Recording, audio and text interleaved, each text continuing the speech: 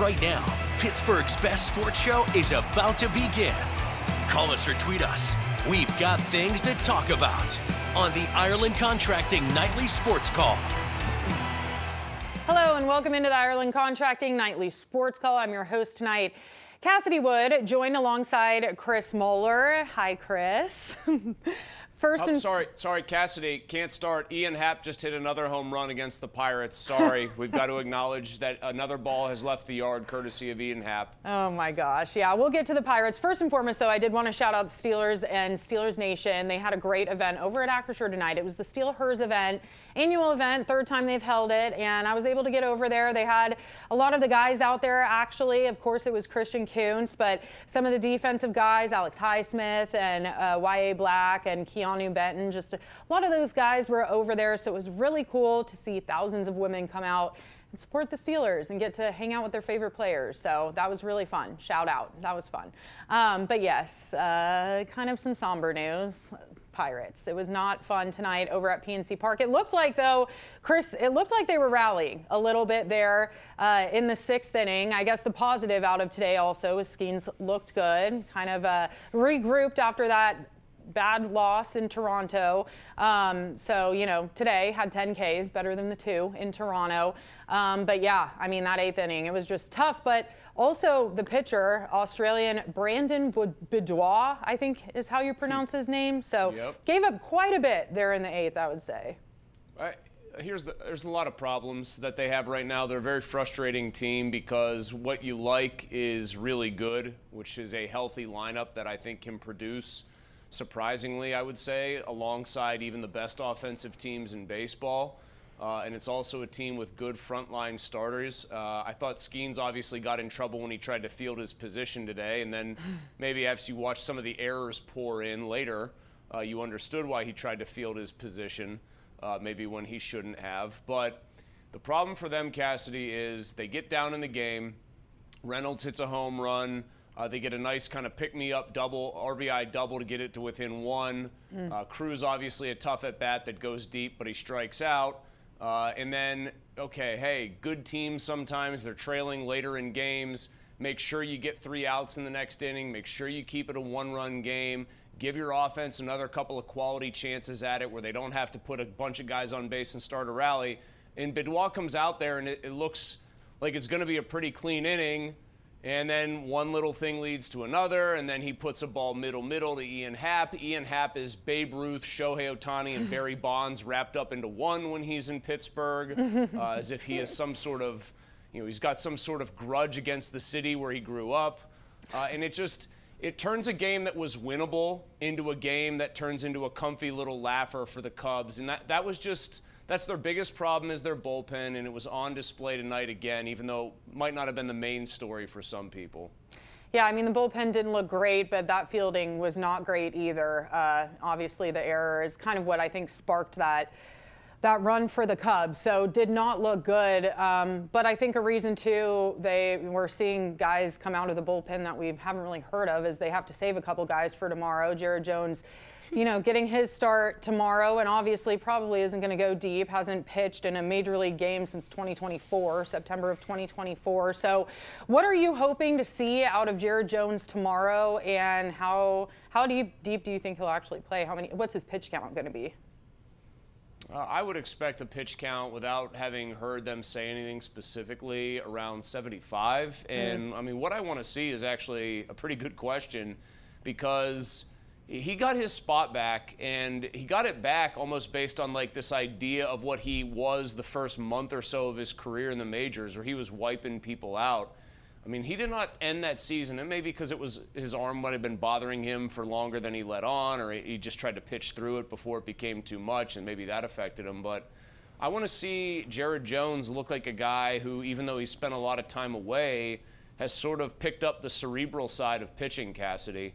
Like, I want to see a guy who isn't just relying on the fact that he can run it up there to triple digits. I want to see him hitting his spots, changing speeds with the fastball, locating the fastball, using that to set up wipeout pitches. Like, when he's at his best, I think he's a guy that's getting, either swings and misses or swings and foul balls with the fastball, and then throwing the off-speed stuff, and guys can't even come close to hitting it. So is it too much to ask for a little refinement from him? No, I hope that you get an older, wiser pitcher, even though he hasn't thrown, like you said, since late 2024. That's what I'm hoping for, but I bet he gets 75 pitches or probably 6 innings, whichever comes first. That would be very efficient work if he got through a full 6. Yeah, 20 months of rehab. I mean, to rehab back from that injury, too. That was not, a routine Tommy John. It was that obscure elbow injury that, we haven't seen a lot of guys battle back from that. We haven't seen that injury very often. No, it's a horrible rehab, too. I mean, anybody that's an average Joe or average Jane that's rehabbed a random injury knows how much of a pain that can be. And then when you hear about these guys who are world-class athletes, Jameson Taillon, who pitched yesterday, obviously, for the Cubs, 2 Tommy John surgeries. They talk about that. It is a brutal, brutal rehab for these guys mentally and physically. So Jones is a really confident guy. I would say bordering on cocky when things are going really well for him. So he's young. He's got a lot of advantages on his side. I want to see the stuff look pretty sharp and him be able to locate it, because that's been kind of the Bubba Chandler issue so far this season, the lack of location. Yeah. Now, obviously, with Jared Jones coming back, Harmon Majinski has been sent to the bullpen. So that is our question of the night. Penn West University question of the night. Scan your phone, tap the QR code. Let us know if you think that was the right move by the Pirates. And with that, we'll head to our first break. Chris says no. No, sir. We'll get more elaboration from Chris after this. 412-575-2600.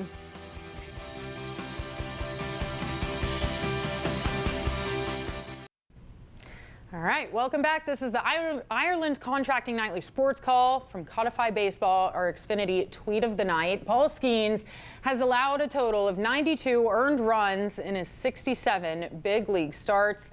He turns 24 tomorrow. I do forget that. I do forget how young Paul Skeens is. I mean, a lot of these pro athletes we cover, sometimes it's jarring when you see their age, but that one got me a little bit. Whoa. But he just carries himself. He carries himself so like this is, I've been a 10-year pro, etc. That's what makes it insane that he's 23 years old. He was born when I was basically almost in college, Cassidy. That is a tough pill to swallow at 41 years old. I was getting ready to go to Penn State when Paul Skeens was born. But that 92 runs in 67 starts is also completely insane. Yeah, so insane. Another guy who is very mature for his age, Connor Griffin. A little bit of interesting news with his sprain now listed day-to-day right now, which shouldn't sound like a concern, but then some moves were made to add infield depth tonight. Valdez getting optioned. So what do you think? What do you make of that, Chris? Do you think this is a bigger concern, or do you think that was just a move to help in the immediate? Well, I think in the immediate term, they just want some depth. They did say, as I know you saw, that he was available off the bench, but they pretty clearly want to give him a day or two off at least, Cassidy. I think if they felt like this was a 10-day IL trip, you would get it over with as soon as possible. Now, I know that you can retroactively apply that, so if they decide it's a little worse and he needs to finish out an IL stint, fine, but I think they just wanted infield depth. Obviously, they wanted guys who can contribute and play those positions, but what really this game drove home and what his absence drove home is how lacking their lineup is when you take him out, and he's been so good since his 20th birthday, hitting over 300, scoring a ton of runs. You take him out and you put in Jared Triolo, and suddenly your lineup that you generally really like, even without O'Hearn in there, it has Triolo, Davis. You've got a guy that's never played in the majors before tonight, right? You've got a guy coming up, making a debut, all that stuff. He did score an RBI, though, so that was good. Yeah, he had an RBI double. I mean, he was one of the few guys to actually deliver a clutch hit, but that lineup looks rough. And then, I got to be honest, this isn't even meant to be cruel, but if Jared Triolo is not fielding his position like a platinum glover, he offers literally nothing to a baseball team because he does not deliver anything resembling quality at bats. He makes a really bad play in the field that hurts the Pirates. It underscored, I guess, in a sentence here, Cassidy, their lack of depth. Even though we all like a lot of the pieces that make up that lineup when it's healthy, there is still a lack of quality infield depth there to kind of be had. Yeah, we're seeing that on display right now. Before we went to the break, you disagreed with the question of the night. Care to elaborate on that? You think it's a bad idea to send Carmen Mlodzinski to the bullpen? I think it just creates potential for more problems. We know Mlodzinski wanted to be a starter. He pitched well enough to keep his starting role. And then I thought Don Kelly's explanation about why Bubba Chandler got sent down or did not get sent down or moved to the bullpen because they love the long-term potential. I just didn't like the approach. Bubba Chandler kind of intimated before this decision was made official, almost like he knew that they had told him, no, you're staying in the rotation. Mlodzinski could be a weapon out of the bullpen. I mean, he's got the most experience of the guys that could have been shuffled around doing that, Cassidy, but I just don't know. I don't love the optics of it's supposed to be a meritocracy, but you're punishing the guy who has done the most of the three people involved here. Jared Jones hasn't pitched in over a year, 20 months of rehab.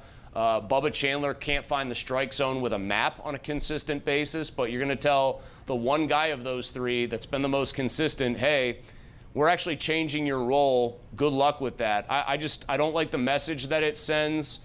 And also, in the case of Bubba Chandler, for a guy for whom it's been mental, maybe he needs to go out there into the bullpen because I don't think AAA would do him any good and be told, hey, you're throwing 35, 40 pitches tonight or 2 innings, whichever comes first.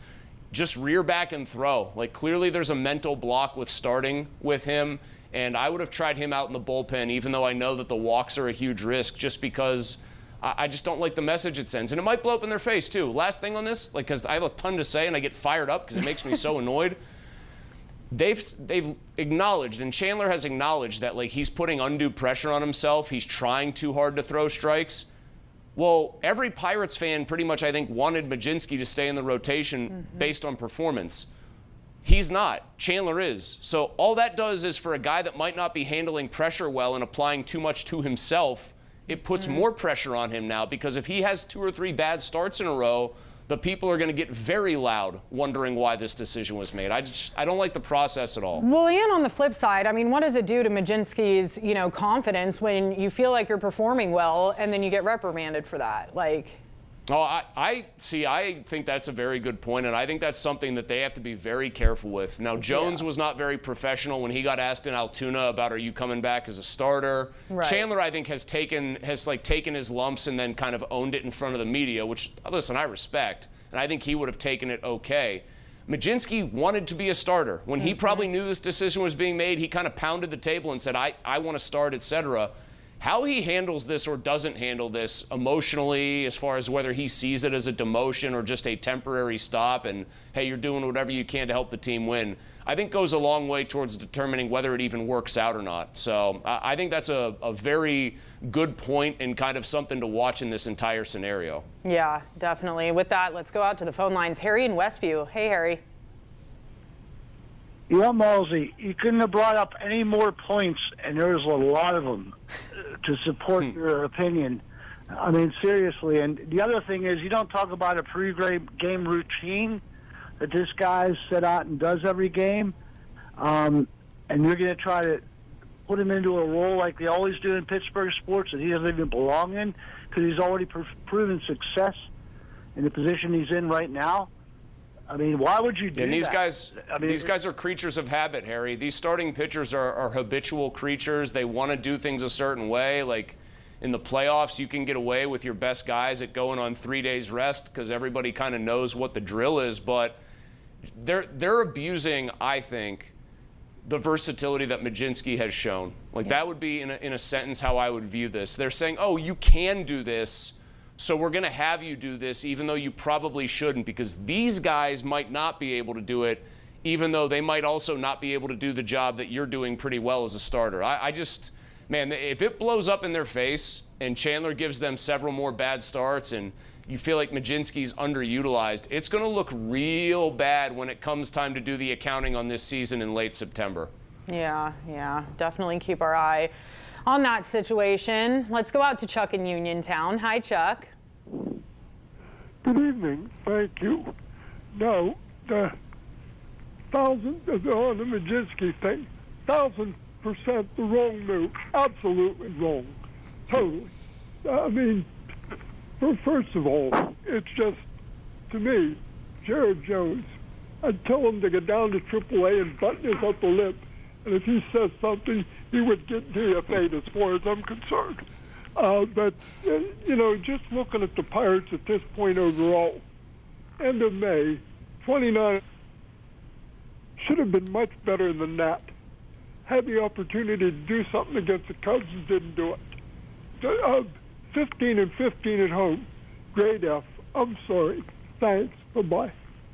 Yeah, Chuck, I'm with you that I'm not giving them an F. I'm not that harsh of a grader.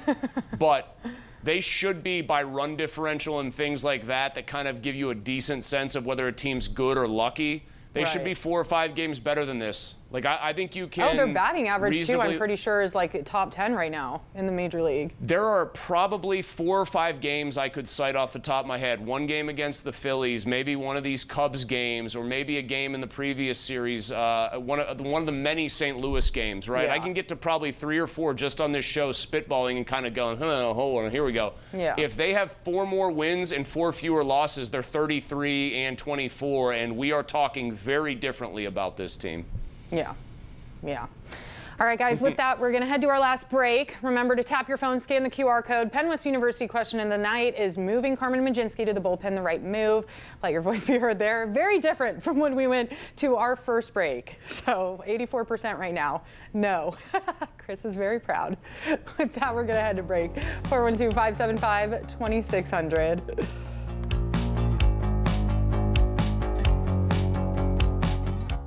Welcome back to the Nightly Sports Call. I'm your host tonight, Cassidy Wood, alongside Chris Mueller and Molesey. We have about a minute left, but I wanted to get your take on the news today that the MLB owners are trying to get this salary cap and salary floor. First time they've sent a proposal since 1994. So interesting, they've done it now, but even more so interesting how many teams would be under that floor, including the Pirates. Yeah, there's a majority that would be under of the league. I think 15 it was over clubs. half. It was close to it. 8 teams that would be over it, I believe, in a small window within the range. Yeah. The players came up with their hard and soft cap, or their soft floor, soft cap, and it was a $150 million spread. The owners' hard cap and hard floor were a $74 million spread. I'm sure fans would like that one more. Guess what? You're going to get neither one of them because that's how this thing works. Woohoo! Baseball! All right, thank you for joining me tonight, Chris, and thank you for watching. I will be back here tomorrow night, same place, same time.